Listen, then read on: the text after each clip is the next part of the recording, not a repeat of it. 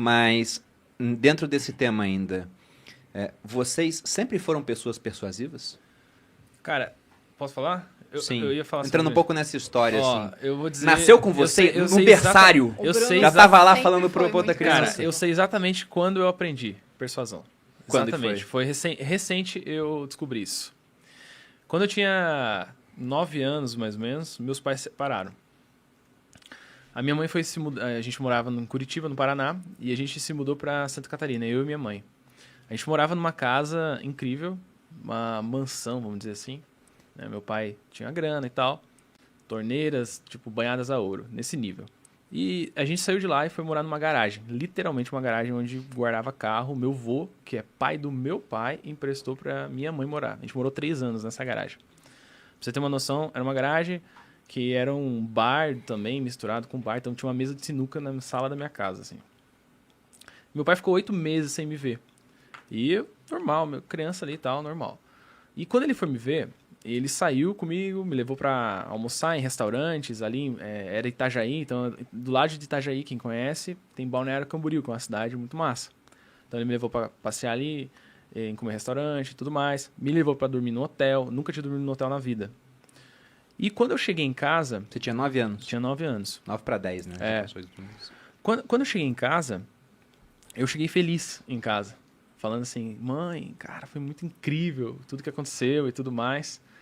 E o estado de humor da minha mãe mudou completamente no momento que ela me viu feliz.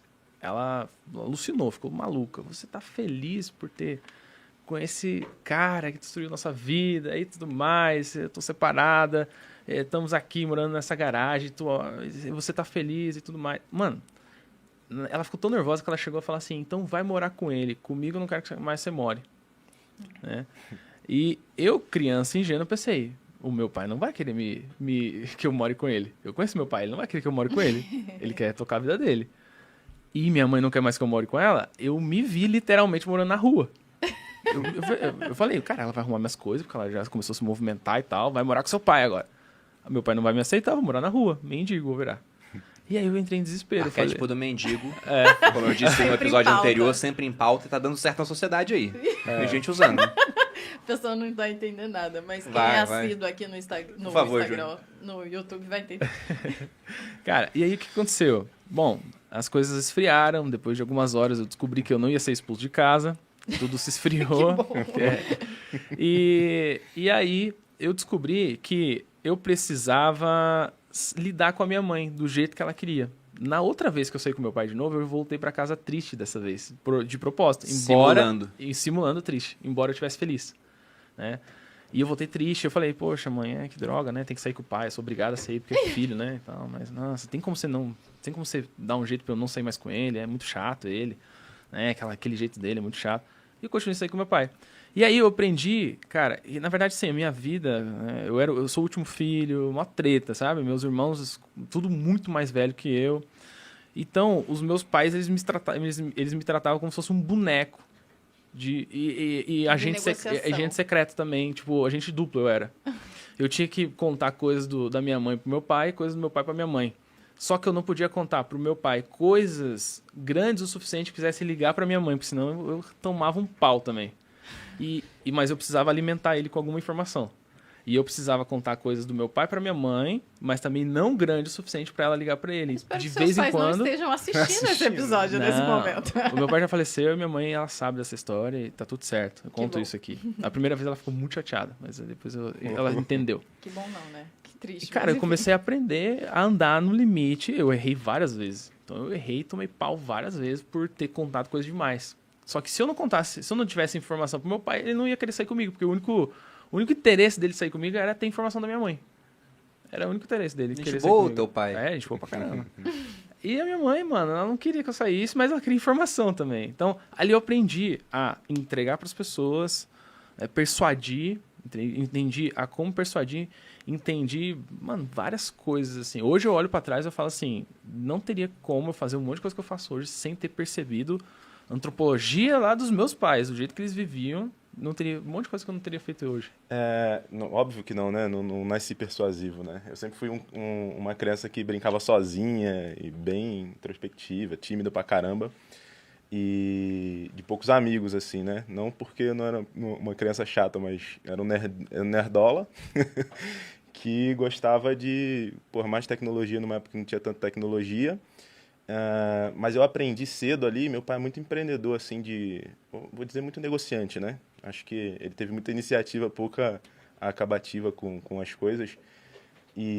Mas eu via um alto poder de convencimento das pessoas que meu pai tem, né? Meu pai foi morador de rua, vendia bala no trem, e foi uma história que o que você falou, né? Aquela dificuldade da vida dele na infância e adolescência dele fez com que ele aprendesse algumas coisas de forma prática, né? Talvez um pouco mais duro, de forma mais dura, né? Do que você perguntar para alguém que sabe daquele tema. Mas eu via aquilo, e aí quando meus pais se separaram, eu também era muito novo, eu me vi numa situação que eu já tinha um desejo, assim, de empreender, porque eu via meu pai fazendo isso, né? Um monte de negócio e etc e tal. E um dia eu me vislumbrei para uma placa, assim, e falei, caraca, que negócio bonito, lindo. E aí descobri que aquilo era design e tal. Aí veio o desejo daí de ter uma agência, né? Que foi de onde eu tô aqui hoje por conta desse desejo. Eu consigo entender isso bem claro. Mas eu aprendi muito mais sobre persuasão na prática, sobre persuadir pessoas, ou convencer pessoas, ou vendas. Foi indo para a prática, assim, sabe? Eu também, eu não mergulhei nos estudos, né?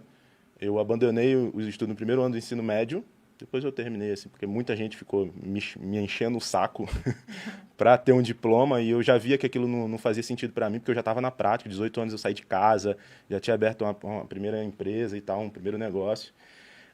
Mas naquela época eu ficava lá na gráfica, que era o meu negócio, e eu tinha que vender, então eu tinha que fazer grana com aquilo, eu tinha responsabilidades, então eu tive que aprender na prática como fazer as vendas. E eu fui olhar para as pessoas, né, que faziam isso.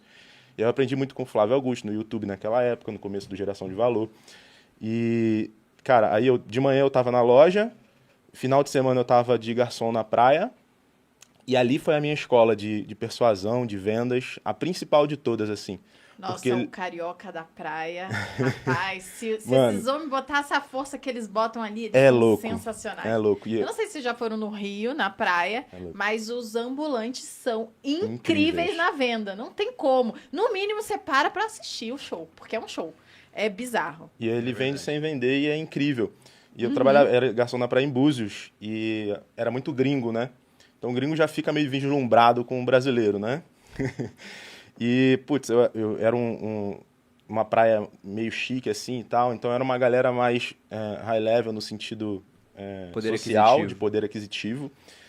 Então, era um jeito diferente de convencer essas pessoas, né? Eles não gostavam muito daquele alarde todo, mas eles gostavam de ser, chavecado, assim, sabe? Cuidado, levar uma parada que você tá percebendo.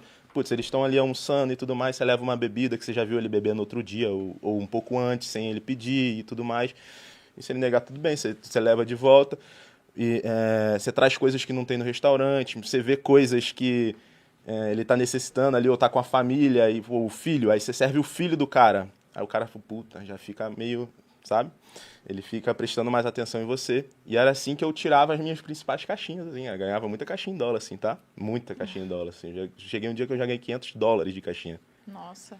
Isso hoje já é um imóvel. Hoje já é um imóvel. Mas eu aprendi nesse trâmite de empreender, assim, sabe? Não ser persuasivo, obviamente, e foi mesmo prática.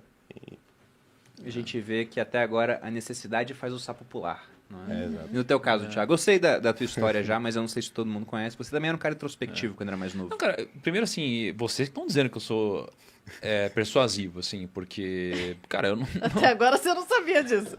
Não, cara, eu não considero que eu sou um cara ultra persuasivo ou nada disso. E eu, aliás, nem sei exatamente se eu sou um cara pra, dar uma super aula do, nossa, qual é o grande segredo da persuasão e tal.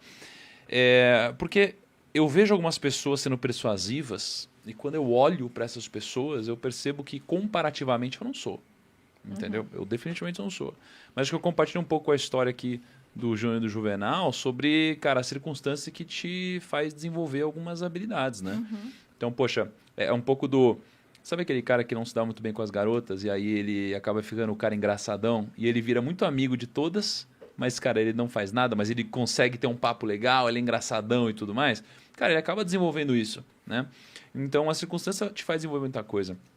Eu acho que, no meu caso, eu vejo que eu tive muita influência do lado persuasivo do meu pai.